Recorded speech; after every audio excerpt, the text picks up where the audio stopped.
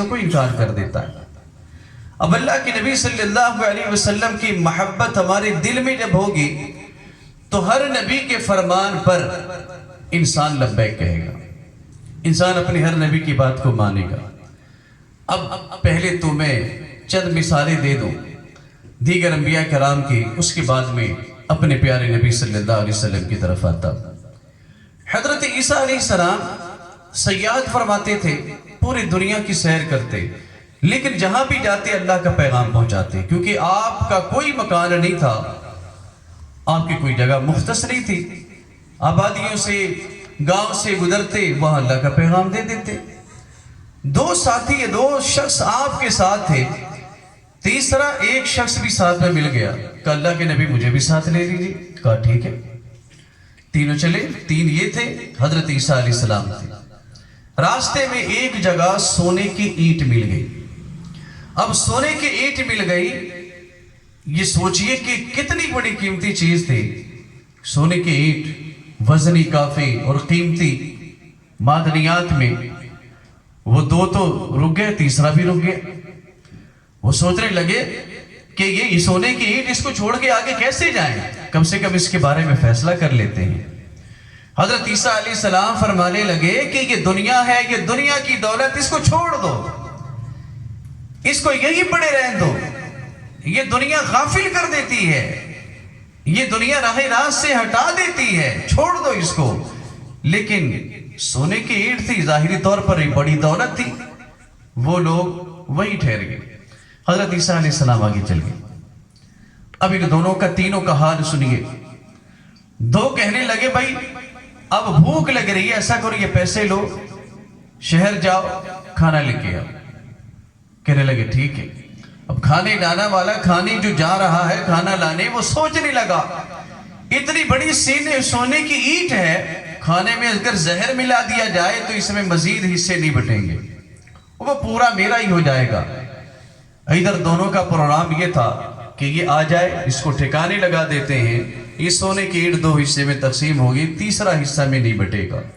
لیجیے جناب، کھانے والا کھانے میں زہر ملا کے لایا، کھانا یہاں رکھا، دونوں نے اس کو ختم کر دیا، کھانے لگے، وہ زہر ملا ہوا کھانا تھا، وہ تینوں آدمی وہیں پر مر گئے، سونے کی اینٹ وہیں پڑی رہی۔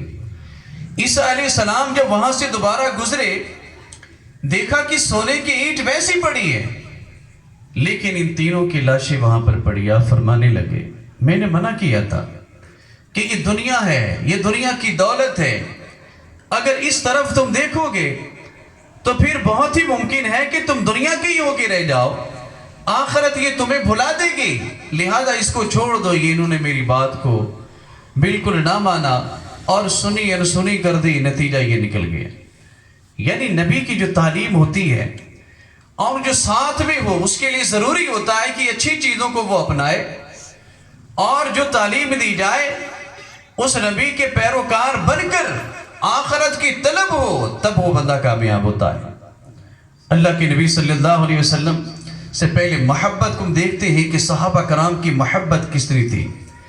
جب محبت آپ دیکھیں گے تو پھر اطاعت کا جذبہ صحابہ کرام کے اندر کتنا ہوگا ہم اندازہ لگائیں گے۔ صلح حدیبیہ کے مقام پر، حدیبیہ کے مقام پر جو معاملہ ہوا، اللہ کے نبی صلی اللہ علیہ وسلم صحابہ کرام کی بڑی تعداد، بعد یہ کہتے ہیں کہ 1400 صحابہ کرام وہاں پر موجود تھے، روک دیا گیا۔ عروہ بن مسعود آئے مذاکرات کرنے کے لیے، اللہ کے نبی صلی اللہ علیہ وسلم سے بات کرنے کے لیے کہ تاکہ اس معاملے کو حل کیا جائے، ہم آپ کو جانے نہیں دینے چاہتے اور آپ آنا چاہتے ہیں، اس کا کوئی واضح حل موجود ہو۔ لہذا جب وہ آتا ہے، اللہ کے نبی صلی اللہ علیہ وسلم نماز پڑھنے کے لیے وضو کرنے لگے۔ جب آپ وضو کرنے لگے، حضرت بلال رضی اللہ تعالی عنہ و دیگر صحابہ موجود تھے۔ جب آپ اللہ کے نبی جب وضو فرماتے تو آپ کے جسم سے، چہرے سے، ہاتھ سے جب پانی لگ کے ٹکراتا، وہ نیچے گرتا، صحابہ اپنے ہاتھ کو آگے کر دیتے، پانی کے قطرے کو گرنے نہ دیتے، اور جو پانی کا قطرہ صحابہ کرام کے ہاتھ پر گرتا وہ اپنے چہرے پر مل لیتا۔ جس کو یہ نصیب نہ ہوتا تو ان صحابہ کے ہاتھ پر اپنے ہاتھ کو مس کر لیتے تھے جن کے ہاتھ میں نبی کریم صلی اللہ علیہ وسلم کے وضو کا پانی لگا تھا۔ جب یہ منظر عروہ بن مسعود نے دیکھا، اس کے بعد آگے آیا، اللہ کے نبی صلی اللہ علیہ وسلم سے بات کرنے لگا کہ